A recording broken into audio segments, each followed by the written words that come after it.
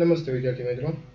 આજના લેક્ચરમાં આપણે બેઝિક વોકેબ્યુલરી વાળો જે કન્સેપ્ટ છે એને જ આપણે આગળ લઈ જઈ રહ્યા છીએ, બરાબર ને. એમાં લાસ્ટ ટાઈમ આપણે લીવ કર્યું હતું લાયબિલિટીઝના ટાઈપ્સ ઉપર, કે તમને બેઝિક અમુક ટાઈપ દેખાડ્યા હતા: current liability, non current liability, બરાબર, અને ઇન્ટરનલ અને એક્સટર્નલ લાયબિલિટી. તો કઈ રીતના એને તમે બાયફર્ગેટ કરી શકો છો એનો એક નાનકડો ચાર્ટ તૈયાર કર્યો છે, કે આ રીતનું તમને એમાં જોવા મળી શકે છે કે business liability on the base of relation.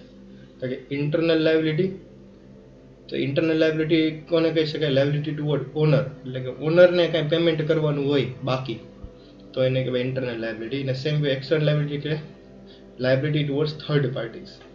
Okay, third parties અહીંયા આપણને વર્ડ્સ આવ્યો છે.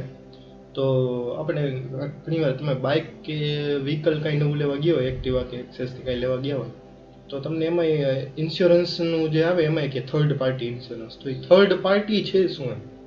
તો થર્ડ પાર્ટી સીધો એવું કે ફર્સ્ટ અને સેકન્ડનું શું?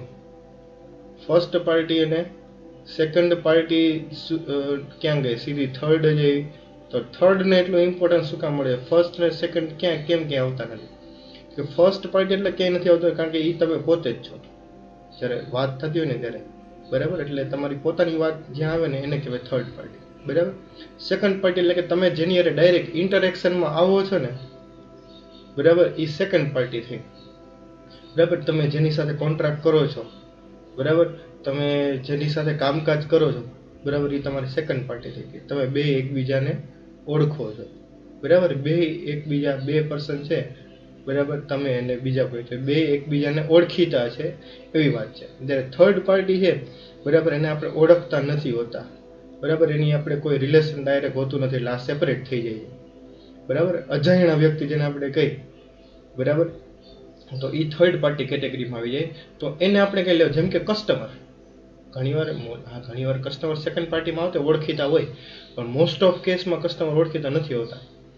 તો આવા કેસમાં છે થર્ડ પાર્ટીના કેટેગરીમાં વહી જાય, બરાબર. તો આવી બધી વસ્તુ છે એ થર્ડ પાર્ટી માટેની જે લાયબિલિટી છે એને કહેવાય external liability towards third parties, બરાબર. તો ઇન્ટરનલ એક્સટર્નલ, એક્સટર્નલ એટલે કે થર્ડ પાર્ટી, ઇન્ટરનલ એટલે કે ટુવર્ડ્સ ઓનર. અને business liability on the base of time, તો આમે તમને એક્સપ્લેન કર્યું current liability, short term liability, liability payable within period of less than 1 year, એટલે કે લેસ દેન 12 month આપણે વાત થઈ હતી, યાદ આવતું હોય, બરાબર. અને નોન કરંટ લાયબિલિટી એટલે કે long term liability, liability payable during more than 1 year.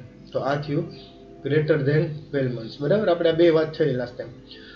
Okay, તો ઇન્ટરનલમાં પણ કરંટ અને નોન કરંટ હોઈ શકે, બરાબર. આ ઇન્ટરનલ છે એના પણ તમે આવી રીતના બે ભાગ છે એ કરી શકો, કરંટ લાયબિલિટી અને નોન કરંટ લાયબિલિટી. અને એક્સટર્નલ છે એમાં પણ તમે બે પાર્ટ કરી શકો, કરંટ લાયબિલિટી અને નોન કરંટ લાયબિલિટી, બરાબર. તો આ રીતની પણ કેટેગરી છે, સબ કેટેગરીની તમે ઇવોલ્વ કરી શકો કે ભાઈ એક્સટર્નલમાં કરંટ લાયબિલિટી કેટલી, નોન કરંટ લાયબિલિટી, થર્ડ પાર્ટીઝને શોર્ટ ટર્મ કેટલી, લોંગ ટર્મ કેટલી, બરાબર, ઓનર માટે શોર્ટ ટર્મ કેટલી, લોંગ ટર્મ કેટલી. તો આ પણ આ રીતનું પણ બાયફર્ગેશન એક લાયબિલિટીમાં આવી શકે છે, બરાબર. તો આ થઈ થર્ડ પાર્ટી લાયબિલિટી અને ઓનર્સ લાયબિલિટી, એટલે કે on the base of relation અને ઓન ધ બેઝ ઓફ ટાઈમમાં કરંટ અને નોન કરંટ, એટલે કે શોર્ટ ટર્મ અને લોંગ ટર્મ, બરાબર. તો આ રીતનું આપણે ટર્મિનોલોજી યાદ રાખશું. આપણે અત્યારે હું કરાવું છું આ બધું આગળ ભણવામાં તમારે 11th-12thમાં જ નહીં, જ્યાં સુધી તમે અકાઉન્ટ ભણશો ત્યાં સુધી આ બધું તમારે આ જેટલી ટર્મિનોલોજી કરાવું છું ને એટલી એઝ ઇટ ઇઝ આવશે. જેટલી ટર્મિનોલોજી ક્લિયર હશે એટલું માઇન્ડ ક્લિયર રહેશે તમારું આગળ ભણતી વખતે, બરાબર. જ્યાં સુધી અકાઉન્ટ ભણો ત્યાં સુધીની વાત કરું છું, આમાં કોઈ બીજું કંઈ નથી કહેતો, બરાબર. અને આટલું બેઝિકથી આગળ કંઈ સમજાવવામાં પણ નહીં આવે, એ શ્યોરલી તમે યાદ રાખજો આ વસ્તુ, બરાબર. તો આ વાત થઈ લાયબિલિટી, એટલે કે જેને આપણે પે કરવાના બાકી છે એની વાત છે.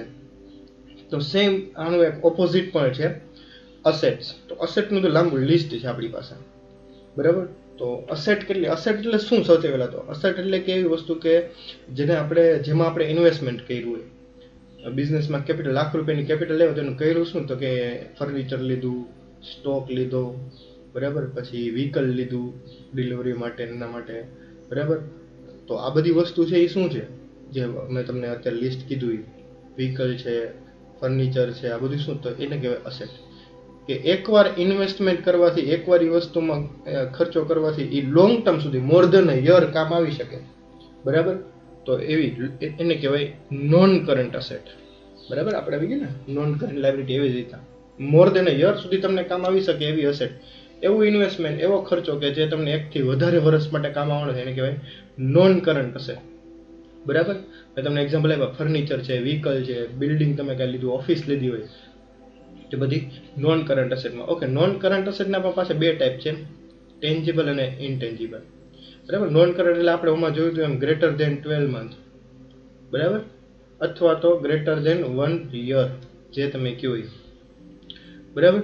તો ટેન્જિબલ ઇનટેન્જિબલ આની વાત આપણે કરતા. તો ટેન્જિબલ ને ઇનટેન્જિબલ તો યાદ આવે ટેન્જન્ટ વર્ડ આવતો, ટેન્જન્ટ વર્ડ આવતો, એક આવી રીતના લાઈન હોય મેથ્સમાં અને આવી રીતના કર છે, તો આ પોઈન્ટને શું કહેવાય, ટેન્જન્ટ પોઈન્ટ કહેવાય. જે ટચ થાય એને ટેન્જન્ટ પોઈન્ટ કહેવાય, બરાબર. આને ઇન્ટરસેક્શન કહેવાય, આ પોઈન્ટ છે ને ઇન્ટરસેક્શન કહેવાય, આને કહેવાય ટેન્જન્ટ. તો આ ટેન્જન્ટ એટલે શું, તો કે ટચ થવું. તો સેમ મિનિંગ જ છે. ટેન્જિબલ એટલે કે જેને તમે ટચ કરી શકો એવી અસેટ, અને પાછી નોન કરંટ એટલે કે લોંગ ટર્મ તો હોવી જ જોઈએ. જેના મેં તમને ઘણા બધા એક્ઝામ્પલ આપ્યા, ફર્નિચર છે, વ્હીકલ છે, બિલ્ડિંગ છે, ઓફિસ છે, બધી ટેન્જિબલ છે, મશીનરી છે.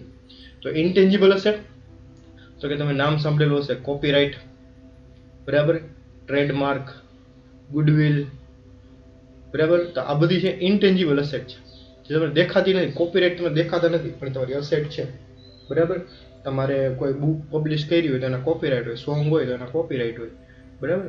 તો આ બધી ઇન્ટેન્જિબલ અસેટ છે, તમે સેલ કરી શકો, એમાંથી ઇન્કમ કરી શકો, લોંગ ટર્મ માટે રોયલ્ટી મળે તમને એઝ અ ઇન્કમ, બરાબર.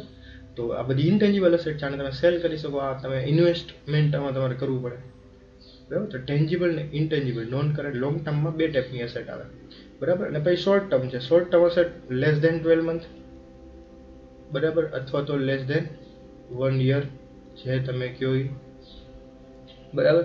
તો એવી અસેટ જેમ કે સ્ટોક 1 વર્ષની અંદર વેચાઈ જવાનો છે, બરાબર. પછી બિલ્સ રિસીવેબલ હોય, તમે કોઈનું ઉધાર આપ્યું હોય ને એનું બિલ બાકી હોય, બરાબર, એવી વ્યક્તિ હોય. પછી આના સિવાય ડેટર્સ, બરાબર. આ 1-2 મહિના સુધી આપણે કોઈને ઉધાર આપી શકીએ, ડેટર્સ. આ બધી ટર્મિનોલોજી આગળ હજી આવશે ડિટેલમાં ભણવાની, એટલે ચિંતા જેવું નથી, કદાચ ન સમજાય તો. પણ તો એક એક્ઝામ્પલ આપો, આ બધી કરંટ અસેટ છે, જે શોર્ટ ટર્મ છે, બરાબર. અને શોર્ટ ટર્મમાં પણ સબ કેટેગરી છે લિક્વિડ અસેટ. લિક્વિડ અસેટ એટલે કે which are immediately convertible into cash, બરાબર, જે તરત જ કેશમાં કન્વર્ટ થઈ શકે, બરાબર. શોર્ટ ટર્મની અંદર, શોર્ટ ટર્મની અંદર કેશની અંદર કન્વર્ટ થઈ શકે એવી અસેટ, ફટાફટ જેને વેચી શકો એવી અસેટ. બિલ્સ રિસીવેબલ છે, ડેટર છે, સ્ટોક છે, શેર. શોર્ટ ટર્મ માટે તમે ઇન્વેસ્ટમેન્ટ કરી શકો એવા શેર છે કે ભાઈ આને મહિના 2 મહિનામાં, અઠવાડિયે 10 દિવસમાં વેચી નાખશું, તો આવા જે શેર છે એ છે લિક્વિડ અસેટ, બરાબર. તો ફટાફટ જેને કેશમાં કન્વર્ટ કરી શકાય, બરાબર. લિક્વિડ વર્ડ કેશ માટે યુઝ થાય છે. લિક્વિડિટી વર્ડ છે એને કહેવાય કેશ અવેલેબિલિટી. બિઝનેસમાં ઘણીવાર કેશ અવેલેબલ ન હોય તો લિક્વિડિટી જ નથી, બરાબર. તો આની વાત છે. લિક્વિડિટી ક્રંચ આવો શબ્દ તમે ન્યૂઝમાં અથવા તો કોઈ એવા કોર્પોરેટ મૂવી જોતા હોય તો એની લિક્વિડિટી ક્રંચ, બરાબર. તો કેશ અવેલેબિલિટી જરાય નથી, તો એને કહેવાય લિક્વિડિટી. કેશ અવેલેબિલિટી એને કહેવાય લિક્વિડિટી, બરાબર. તો લિક્વિડ અસેટ એટલે કે જેને તમે કેશમાં ફટાફટ કન્વર્ટ કરી શકો એવી અસેટ એટલે લિક્વિડ અસેટ, જેને તમે એક્ઝામ્પલ આપ્યા, બરાબર. તો આ મેઇન ટાઈપ થયા. આ છે એ નોર્મલી તમારે સમજવામાં આવે છે, આ ક્યારેય ડાયરેક્ટ યુઝમાં નહીં આવે, પણ સમજવા એટલા જરૂરી છે કારણ કે ઘણીવાર આ તમારે મિસ્ટેક કરાવડાવી શકે અકાઉન્ટ્સની અંદર. ફિક્ટિશિયસ, તો આને વચ્ચે ફિક્ટિશિયસનો મિનિંગ શું છે કે ખોટું, શુદ્ધ ગુજરાતીમાં કહો આભાસી, એવું લાગે છે કે છે પણ કે છે નહીં, આ, બરાબર. તમારા મિરર ઇમેજ ટાઈપ, બરાબર. તો ફિક્ટિશિયસ અસેટ છે, બરાબર, કે એવું લાગે છે કે અસેટ છે પણ ત્યાં એકચ્યુઅલી અસેટ નથી, ત્યાં તો લોસ છે એક ટાઈપનો. જેમ કે એક આવશે તમારે એડવર્ટાઇઝમેન્ટ કેમ્પેન એક્સપેન્ડિચર, બરાબર. એડવર્ટાઇઝમેન્ટ કેમ્પેન એક્સપેન્ડિચર શું છે? બહુ મોટી કંપની હોય, કોકા કોલા છે, પેપ્સી છે, થમ્સઅપ છે, આ બધા લોકો શું કરતા હોય, કરોડો રૂપિયાની એડવર્ટાઇઝ કરતા હોય ફિલ્મ સ્ટારને પૈસા આપીને, બરાબર. અને એ એક્સપેન્સ એટલો કરે એડવર્ટાઇઝમાં. હવે એ એડવર્ટાઇઝ 1 વર્ષ માટે નહીં, મોર ધેન યર માટે ચલાવે. એટલે એ એક્સપેન્સ છે ને 1 થી વધારે યરમાં ડિવાઈડ કરી શકે. બરાબર. એક એડવર્ટાઇઝ ધારો કે 3 વર્ષ ચલાવી, ધારો કે 9 કરોડનો ખર્ચો થયો તો દર વર્ષે 3 કરોડ એ લોકો છે એ ડિસ્ટ્રીબ્યુટ કરશે. બરાબર. તો પહેલા વર્ષે 3 કરોડ યુઝ કર્યા, 6 કરોડની લોકો એઝ અ અસેટ દેખાડશે કે હજી આ 6 કરોડ યુઝ એકચ્યુઅલી ખર્ચો થઈ જ ગયો, એડવર્ટાઇઝ બની ગઈ છે, પેમેન્ટ દેવાઈ ગયું. પણ આ વર્ષે ફર્સ્ટ યર છે ત્યારે 3 જ કરોડનો એ લોકો એક્સપેન્સ દેખાડે. 6 કરોડની લોકો શું કરશે તો કે અસેટ તરીકે શો કરશે, જ્યારે એકચ્યુઅલી અસેટ નથી, ફિક્ટિશિયસ દેખાડે છે. બરાબર. પણ એ આ 6 કરોડને નેક્સ્ટ યર વાપરવા માટે એને ટેમ્પરરી અસેટ તરીકે શો કરશે. બરાબર. અત્યારે કદાચ ન સમજાતું હોય, હેવી લાગતું હોય તો આ સમજવું જરૂરી નથી. મેં તમને કીધું ને અત્યારે કંઈ યુઝમાં નથી આવતું, જ્યારે આવશે ત્યારે મને તમને ડિટેલમાં સમજાવીશ, એક્સપ્લેન કરીશ. બરાબર. ત્યારે જ એ સમજાશે. જો સમજાઈ ગયું તો બેસ્ટ, ન સમજાવે તો આને કે ટેન્શન લેવાની જરૂર નથી. એડવર્ટાઇઝમેન્ટ કેમ્પેન એક્સપેન્ડિચર છે, પછી આવું પ્રિલિમિનરી એક્સપેન્ડિચર આવે, ઘણા બધા 2-4 એક્સપેન્ડિચર આવે છે કે જે તમારા આ રીતના ડીલ કરવાના થાય. પણ એ આવશે છે 12થમાં. બરાબર. એ નેક્સ્ટ એટલે કે આ યર નહીં ને નેક્સ્ટ યર નહીં, ત્યારે આપણે થોડુંક ડિટેલમાં જોઈશું. એ બેઝિક જ આવે છે, બહુ ડિટેલમાં નથી આવતું. બરાબર. તો આ એક વસ્તુ છે ફિક્ટિશિયસ અસેટ, એટલે કે જે એકચ્યુઅલી અસેટ નથી, એક્સપેન્સ છે, પણ એ અસેટ તરીકે દેખાય છે આપણને. અને એક છે રિયલ અસેટ. ઓકે. તો આના સિવાય આ બધી અસેટ આપણે જ્યાં અહીંયા સુધી ભણ્યા ને એ બધી રિયલ અસેટ છે. બરાબર. રિયલ અસેટ એટલે કે શું? એક તો જેને તમે વેચી શકો માર્કેટમાં, એટલે કે એની માર્કેટ વેલ્યુ વેચી શકો, એટલે કે સેલ કરી શકો. બરાબર. એની માર્કેટ વેલ્યુ હોય. બરાબર. ટેન્જિબલ અથવા તો નોન ટેન્જિબલ હોઈ શકે. બરાબર. કોઈ પણ ટાઈપમાં હોઈ શકે. પછી એ નોન કરંટ અથવા તો કરંટ હોઈ શકે. તો આ બધી કેટેગરીમાં રિયલ અસેટ આવે ટૂંકમાં. તો આ બધું જો તમે જોવા જાઓ તો બધું આવી ગયું એની અંદર. સેલ થઈ શકે, આ બધી અસેટ સેલ થઈ શકે. પછી માર્કેટ વેલ્યુ એની સારી આવે, યસ, તો જ સેલ થઈ શકે ને. માર્કેટ વેલ્યુ સારી હોય તો જ લોકો સેલ કરે, બાકી સેલ શું કામ કરે?